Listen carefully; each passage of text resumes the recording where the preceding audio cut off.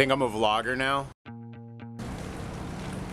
Give me a quick fit check. What do you guys say where where it's all from and whatnot? Bucky, a thrift store in sweatshirt, thrift store in St. George, Utah. Pants, REI, Rana.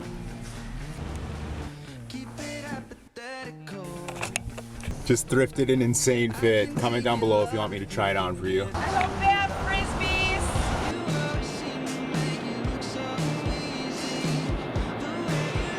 Think we go down here? I think this one swings too a little, huh?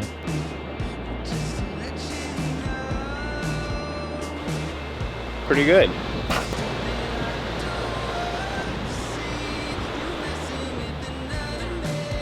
Pretty good? Pretty good. Vlogging. So there was a local at a little park who told us to come here. Local knowledge, we'd have passed right by. Paula tricked me into hiking. Usually I only hike if it involves throwing a frisbee at the same time, but I think this is worth it.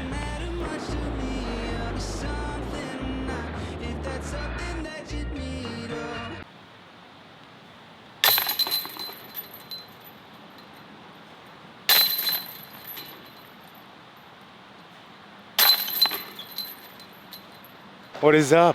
We're out here at Timber Beast in Troy, Montana. Looks like a putter mid-range style course. We're still knocking the rust off, but we gotta try and dial it in here.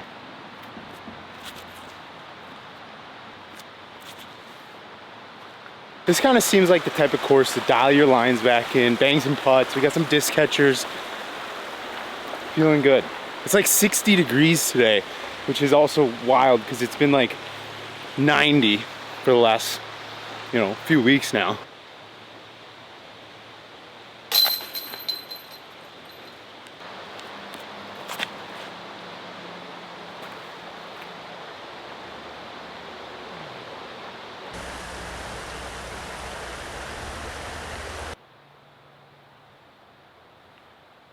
That was the new Mega Glow Buzz Assess. I picked up a couple of these.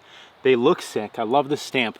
To be honest, they're a little soft in the summer heat. Today it's like 60, so they kind of work, but a little disappointed they weren't stiffer. But super nice, flat profile Buzz Assess. Pretty sweet. Just discovered there's long pins out here, which is nice because I wanted to throw some longer shots. I also took all my distance drivers out of the bag for today because I didn't think I'd need them.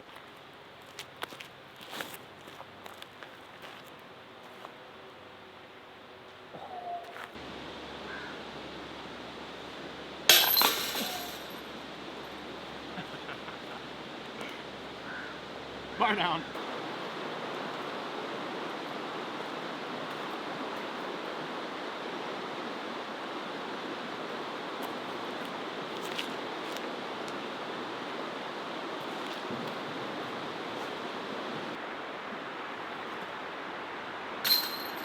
What the hell? For the round, I couldn't putt, and I found one little thing that I thought might help me throughout the day, and so we're rolling with it.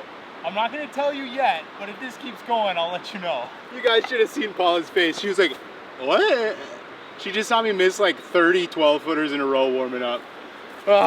Okay, fine, I'll tell you. Basically, what I discovered was my putting grip for a while now has been like this.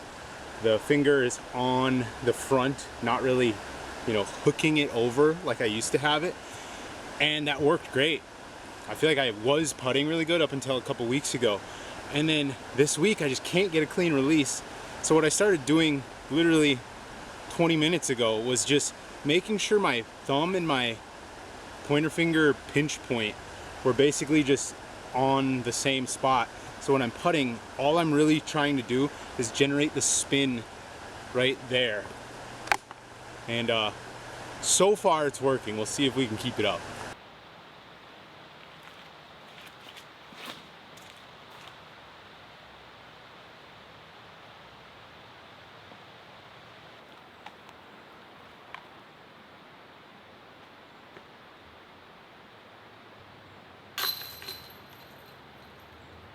Still feels good though, don't worry. I should throw a forehand because it's the obvious play, but the backhand here, golly. Bro. Bro. Damn it.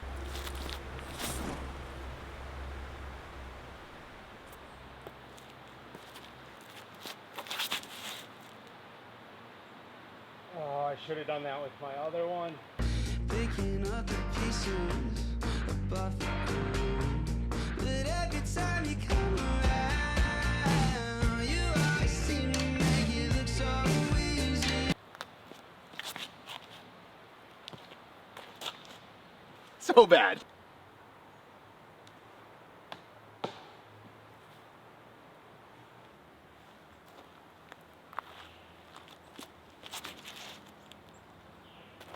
That's definitely where I was aiming. Hard.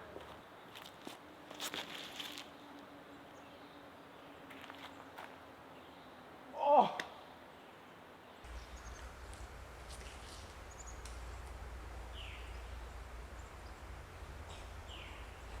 This is like my favorite course in Montana. For Montana disc golf, this is #1. My #1 course rating is always based on what I want this to be my home course and would I play this every day. And this is a course that I would love to play every day. Whereas there's a lot of Montana disc golf courses that are like experienced disc golf courses, but you'd be catching me out there, a lot of them once a year, some of them like once a month. Get off. Oh.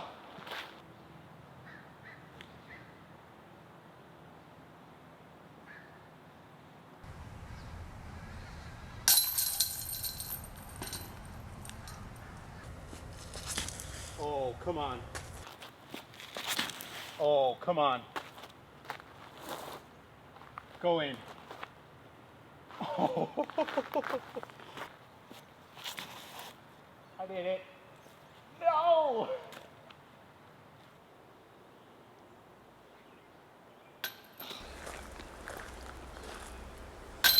So I like these old school ESP zones. This one, the Zone SS, so beat up it basically flies like a Buzz SS, beat up Buzz. I don't know if these are actually any better than new school zones, but they definitely look cooler and you feel cooler throwing them. So highly recommend.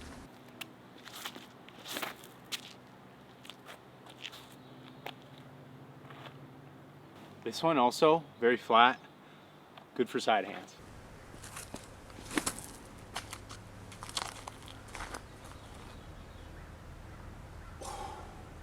What do you think? Pretty good?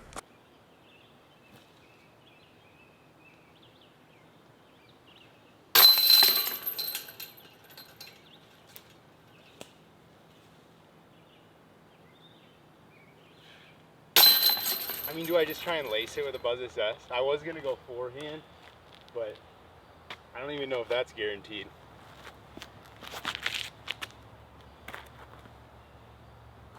You know, not as pretty as I wanted it, but got me the putt.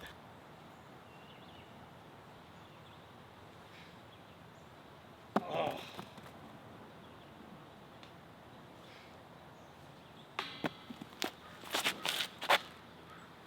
Look up. Oh.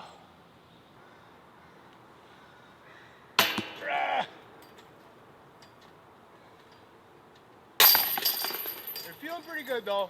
I ain't mad. Hole 14 from the longs, 391, par 4. We'll call it a 3. Big ol' hyzer.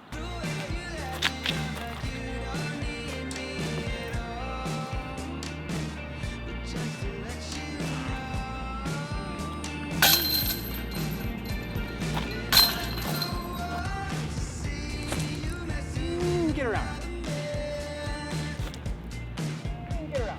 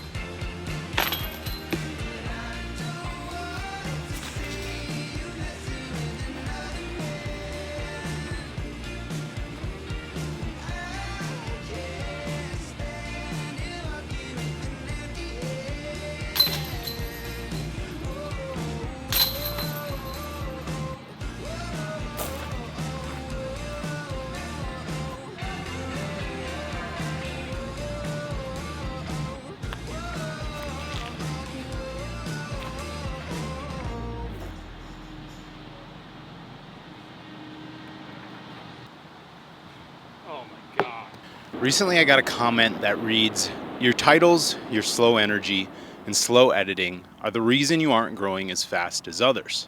You poke fun at it, but it's what you need to be doing to grow. LOL." So that comment really prompted me to remember and think about my idea or mindset when I first started this channel. Because when I first started this channel, the whole point was the disc golf content I had seen at that point just didn't really vibe with me. And that's not to say it's bad. It just wasn't like my style. And 2.5, maybe even coming up on 3 years later, I've made over 450 videos. And I'm getting to the point now where the traditional disc golf content, the new release video that everybody makes, if you go on YouTube on, say a Monday or a Friday or whatever day, that discs usually release, it's kind of like New Music Friday. You go on Spotify, you go to New Music Friday. Every Friday, you got a fresh batch based on your algorithm. And in disc golf content, it's kind of the same. You get that fresh batch whenever that new disc comes out, and most of the creators, in one way or another, myself included, make the same video. If you want to see a video on the turbulence, everybody's got one. And those videos are the ones that pay the bills. I'll be honest, they make way more money because they usually do better views. But internally, they do nothing. For me, at least. For some people, they might love the new releases. Like, I genuinely believe that when Bedanza makes these review videos, he loves them because he's newer to the sport, and it's like all these new discs are like fresh and exciting. But I think because I've been playing since I was in 5th grade, like I've been playing I think 17 years now, a lot of these new releases are just the same thing that's been around forever, and I simply am not interested in them. And so I guess back to that comment, the idea that I should be making disc golf content that is geared towards the way content is being made right now, that's just not how I think about it.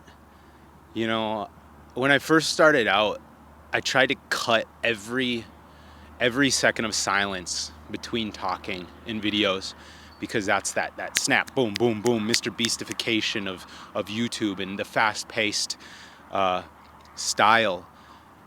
And back then, I think I liked it. Now, I don't. You'll see a lot of times now, I'll leave a full raw clip. I'll leave 1 full minute, no cuts. And am I overdoing it?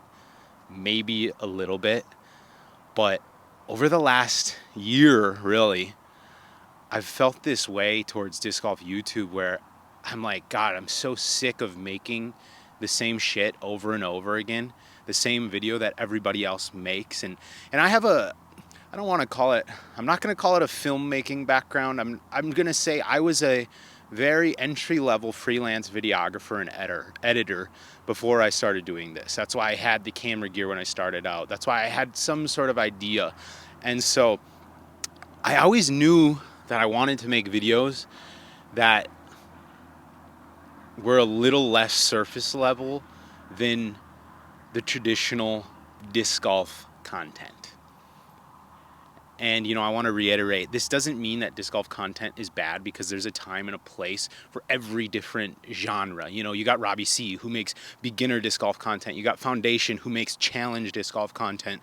You got Bedanza, who makes a review of every disc you ever want to know. If you want to know how a disc throws, you can go to his channel, and he probably has a video on it. You had Nate Turner back in the day, who really did a lot of the fast-paced vlog style, a little more lifestyle. He showed a lot more of his life. And then you got maybe Whatever I Do. You got everyone else who I'm not mentioning, forgetting, whatever. And I don't know, I'm so sick of making disc golf content. And I don't mean disc golf, because I still want to make disc golf content. I'm kind of sick of like I made a video the other day that you'll probably never see, and it was the new Pier and Peak and the new Zero Pro plastic, the Castaplast Tough, and the new P-Line P1. I went out, played like a doubles format with myself, like, you know, see if I could shoot 14 under, and because that's what in my head at that day I was like, oh, I need to make a video. This is my job, and I made the video, and then as I was kind of wrapping it up, I just thought to myself, I'm like, this sucks. Nobody cares about this. If you want to know how these discs fly, there's plenty of videos out there. I don't need to be the one that makes these videos, especially when the discs don't excite me. If the disc truly excites me, then sure, let's get it. Let's do a little review. You know, that's totally fine. But I don't know, that comment really like prompted me. And the guy that commented that, he watches my content, he's messaged me before, and it's all very valid constructive criticism. So this isn't even like hate at him. He's completely correct. He's, you know, messaged me many times before about like, hey, you should do this instead. That's more like how content is working nowadays. And I'm like, I know that. That's not me though. And I don't know. I don't know. I want to start changing things up. You know, I was talking with Silas this morning on the phone, and we were talking to him. He was like, bro, I loved your last vlog. And I was like, dude, me too, actually. Even though I was just kind of like trying random stuff, I just enjoyed it, you know. And although I used copywritten music, I didn't make any money off of it. It gets half the amount of views as the Turbulence video, one video before. But I simply don't care. When I post the videos that I feel good about, like internally, those aren't the videos where I'm going and checking the views. I'm like, oh, is it doing well? Because I click upload and it's doing well in my mind internally. And that's all that really matters. But when you post the Turbulence video, if that doesn't do well, you're like, wow, why did I even make that? But the videos that actually feel good, I don't care how they perform.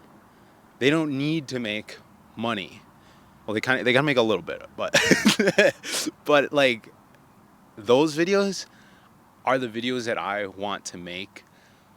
I had a couple comments on my last video. One of them was something like, "This video feels like the last episode of your favorite TV show," and I was like, I love that. And then what was the other one?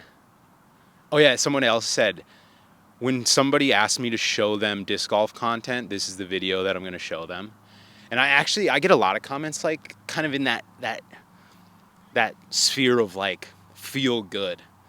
And I'm the type of person who like claps back at like the very few, we'll call them hate comments. They're rarely ever even like hate comments, but I like to clap back.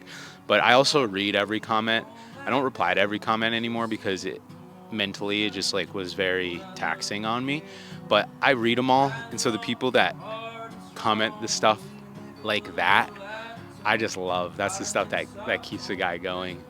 I feel like I need to make a video where I go track down all the comments that are just these long paragraphs of like how some of these videos make people feel, and I need to just like read them all, you know. But yeah, I don't know. That's just what's on my mind right now. So hope you guys enjoyed this one. We'll see you later. Thanks for watching. I'm gonna go practice putting, guys. Don't you worry. We got the putters right here. We're getting dialed. Creator of Frisbee Club, motherfuckers. The man, the myth. And right here, I have a frisbee bag. It holds all my frisbees, the ones I like.